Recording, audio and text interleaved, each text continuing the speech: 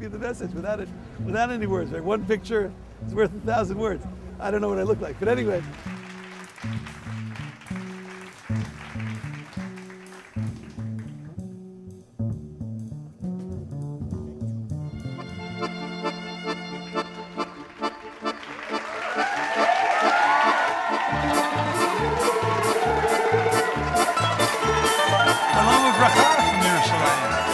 I'd love to share whatever we have with as many people as we can. Purim Sameach from Shalom. There are two aspects of the holiday which I wanted to discuss with you. One is the mitzvah of Mishloach Manot Ish L'Re'ehu. There is a concept already mentioned in the very book of Esther, in the Megillah, of exchanging food gifts with each other. However, no reason is stated in the Megillah for this mitzvah. It's readily understandable why we have to give gifts to the poor. Matanot le'evyonim, we understand the poor person is struggling. The poor person needs provisions to celebrate the holiday properly. And there are two aspects of this mitzvah which I'd like to discuss.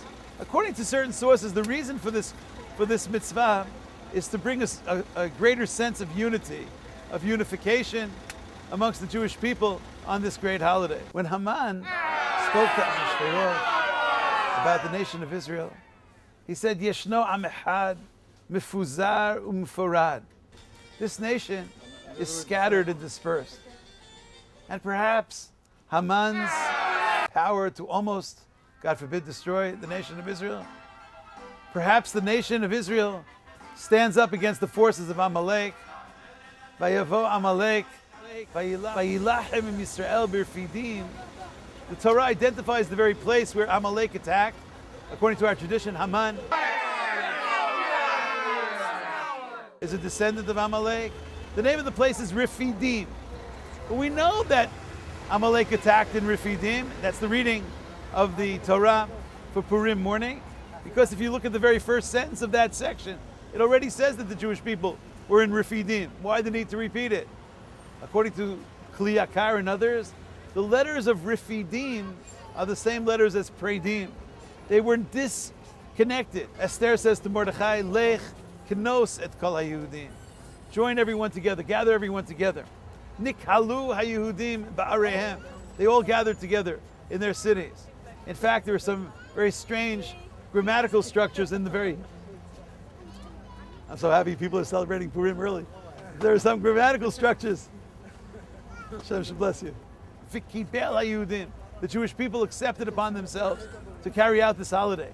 Anyone who is even an elementary school student, a beginning student in Hebrew grammar knows you cannot write V'kibel hayudim. It should say V'kibelu hayudim, because the Jewish people accepted this holiday as one. They joined together. Birotam yachad tchelet Mordechai. It was the spirit of togetherness which was the tikkun. Perhaps Mishloach Manot is there to bring everyone.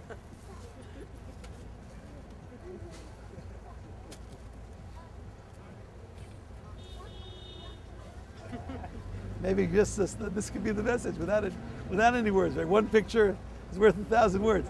I don't know what I look like, but anyway, perhaps the message of Purim is bringing everyone together. Everyone has to join together. We have to send gifts to each other, not because you need my cake or my wine or my sandwich or my drink. We're sending Mishloach Manot to each other because I love you and I want to be one with you. I want you to become connected to me and to my family. Mishloach Manot Ish L'Re'ehu. It's the tikkun of Pirut. And if that's really the case, then the way to send Mishloach Manot on Purim is not to make a list of the people that you're closest to, not to make a list of all of the people who you already have established a close relationship with, but rather to find the people that you have not yet connected to. If that's the purpose of the mitzvah, then it's a higher level to send Mishloach Manot to the person that you do not get along with, rather than to the person that you do get along with. Maybe there's a relative that's unfortunately distant from you, a removed relative, a distant relative. Maybe you could take that distant relative and turn him or her into a very close relative if we use the medium of Mishloach Manot. One great rabbi suggested that Mishloach Manot is there to camouflage Matanot Le'evyonim. Mishloach Manot is there because there are so many people in need of charity on Purim. There's no day in the year where more charity Thank God I'm not standing in front of a mirror. So, Gemara teaches, the rabbis teach, that Eineihem shel aniyim nisuot. The eyes of the poor are connected. They're all looking, they're all longing for that moment of the reading of the Megillah. Because everybody knows that on the day that you read the Megillah, more charity is distributed in the Jewish community than any other day of the year. But if we would only give gifts to the poor, then everybody would easily identify who the poor people are. Then anyone receiving a gift on Purim, it would be well known, this person is unfortunately destitute. So what do? Everyone gets gifts on Purim. So no one can really tell who the poor person is, because even the wealthiest individuals, even the most well-established people are giving gifts and receiving gifts. And if everyone is receiving gifts, then there's no shame for the poor person really in need of the gift. In many communities, although it is not at all on the level of Mishloach Manot, it's not a mitzvah of Purim, it's a custom in certain communities to wear masks on Purim. The rabbis associate with Haster Astir Panai. God is in hiding. So maybe when we hide our faces, maybe we are similar, maybe we're imitating the ways of God. And maybe the word Megillah, according to one interpretation, besides meaning scroll, maybe the word Megillah means to reveal. Can we reveal the hidden message? Can we find God on every page, on every chapter? Can you see God's plan in the book of Esther? There are no seas splitting in the book. There's no food falling from heaven. So where is God? Do you see God in the story of Vashti? Do you see God in the appointment of Esther? Do you see God in the assassination plot of Bigtan and Teresh? Do you see God in the whole arrangement of Haman rising to power, and then the king rewarding Mordechai? Do you see it? Well, if you don't, then maybe you're not seeing beyond the mask. Each of us, when we see someone wearing a mask on Purim, we are supposed to re-examine the story and maybe look at our own lives. Do you see God's Esther in your life? Do you see God running the chapters of your book? Do you see the Megillah of the Esther? Do you understand that even if you don't see open miracles, that God is always with you in the story of your life? Hakoreh et Megillah lemafreya lo yatsa, it says in the Mishnah. If you read the book of Esther, lemafreya, it means if you read it out of sequence, if you don't read it from chapter 1 through chapter 10, then you have not fulfilled your obligation.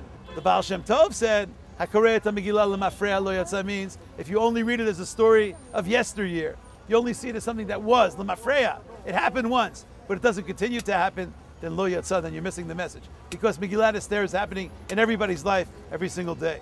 And the other aspect of perhaps wearing masks is this notion, similar to what we said before about Mishloach Manot, that maybe the idea of a mask is to protect the identity of the destitute. You know, so many people are asking for charity on Purim, but they don't want you to know that they really need the money. Maybe someone that's very close to you, maybe someone down the block from you, maybe a close associate or maybe even a close relative really needs funds. So they walk into your house wearing a mask and they say, could you please help me? But you don't know who they are. And you never will know who they are. And of course, if you read the Maimonidean levels of charity, he has 8 levels of charity. One of the higher levels is where you don't even know who you're giving charity to. So maybe everyone walks around with a mask so that you can give charity without even being able to identify the person receiving the charity. And on another level, maybe the idea of a mask is unconditional love. I accept you, I love you, I'm joining with you on Purim, no matter who you are. I don't really care who you are behind that mask. I don't have to know your name, I don't have to know your identity number, I don't have to know your place of residence, I don't have to know where you're coming from. Whoever you are, we're all together on Purim. I'd like to wish everyone the happiest, sweetest, healthiest, most unifying Purim, the Purim where everyone will join together, where we'll all dance together with the high level of jubilation of this great holiday. Here in Yerushalayim, we celebrate on the 15th day of Adar. Everyone is most welcome to come join with us in a celebration in our home for the Sudat Purim. Rabbi, I come from a very secular background. I don't know if there is such a thing as a secular background. All people are deeply religious, even if they're masked with the masks of secular behavior. All of the hidden tzaddikim are all hidden. You know, that's one of the levels of the highest level righteous people. They're so secret and they're so hidden that no one even knows how righteous they are. Halloween and Purim. Just because something looks similar on an external level doesn't mean that one can compare them on an internal level. When you give something in a real way, especially if you're giving it for a religious reason, that itself, the very act of giving, is taking. Just marveled by your beautiful Purim face. As the story is of that great Hasidic rabbi, maybe it was Rabbi Nahaman of Breslov, who sees this little boy crying. And he says, why are you crying? He says, because we were playing hide and seek. He says, so why are you crying? He said, because I went to hide and no one came to seek me. He says, you know, that's why God cries? Because this whole world is one hide and seek game. Because God is always in hiding. Olam means to hide, the Hebrew word for world. And we are to seek God. Open your house wide to everyone. Maybe that's beautiful, and it is, it's noble. But if the only people coming to your house are aniyim, then people may be ashamed to walk into your house. But if your house is open to everyone, then the poor will feel comfortable in your home.